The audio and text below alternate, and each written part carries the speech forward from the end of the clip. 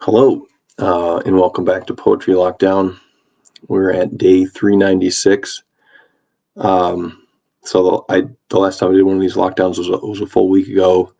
A lot has happened in that week, and probably like many of you, I'm kind of at a loss for words. I turn to poetry in moments where I feel at a loss.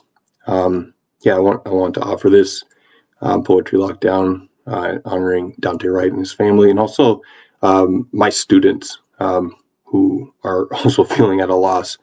When I was thinking about a poet who really speaks to this moment, June Jordan's work came to me. I've been reading her book, fantastic book, found it at the library, Poetry for the People, about this incredible poetry collective that she started at Cal Berkeley and kept going for many years. And she wrote some things at the introduction of that book, which is really kind of like a compilation of all the things that poetry community did, that really feels important to this moment. So I'm going to read just from her words, because it feels like the things that she has to speak better than anything I could say, and then a really powerful poem that she wrote. So I'm not going to say a lot myself, but I'm going to read June Jordan's words because I feel like they're nourishing me, and maybe they'll nourish you as well. So in this book, she said, "You cannot write lies and write good poetry. Deceit, abstraction, euphemism, any one of these will doom a poem to the realm of baffling or forgettable or worse. Good poetry requires precision.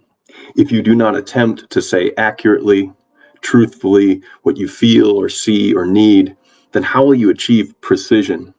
What criterion will guide you to the next absolutely right word?" And so, poetry is not a shopping list, a casual disquisition on the colors of the sky, a soporific daydream, or bumper sticker sloganeering. Poetry is a political action undertaken for the sake of information, the faith, the exorcism, and the lyrical invention that telling the truth makes possible. Poetry means taking control of the language of your life. Good poems can interdict a suicide, rescue a love affair, and build a revolution in which speaking and listening to somebody becomes the first and last purpose to every social encounter. Pardon me for one moment before I read the poem.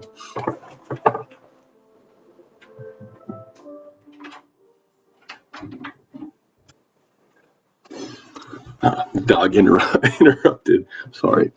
So this poem by June Jordan is for Angelo Thompson, a young man, just 14 years old, in Brooklyn, who I believe she knew personally, who was struck by a city bus, was bleeding to death, and then was refused admission to a hospital, two hospitals actually, before he died.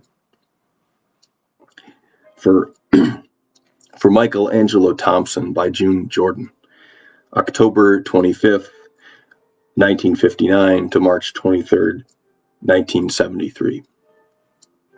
So Brooklyn has become a holy place.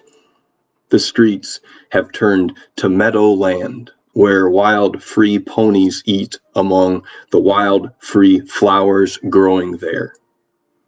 Please do not forget, a tiger does not fall or stumble broken by an accident.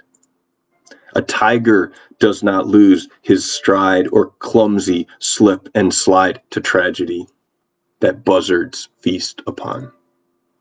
Do not forget, the Black Prince, Michael Black Boy, our young brother, has not died.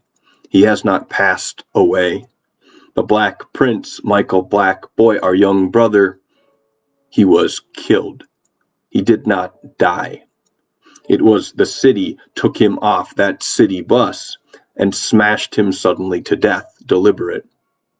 It was the city took him off, the hospital that turned him down, the hospital that turned away from so much beauty, bleeding,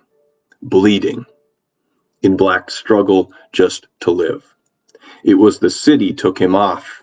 The casket names and faces of the hatred spirit stripped the force, the laughter, and the agile power of the child. He did not die. A tiger does not fall. Do not forget. The streets have turned to meadowland, where wild, free ponies eat among the wild, free flowers growing there, and Brooklyn has become a holy place. Thank you, June Jordan, and thanks for tuning in for Poetry Lockdown.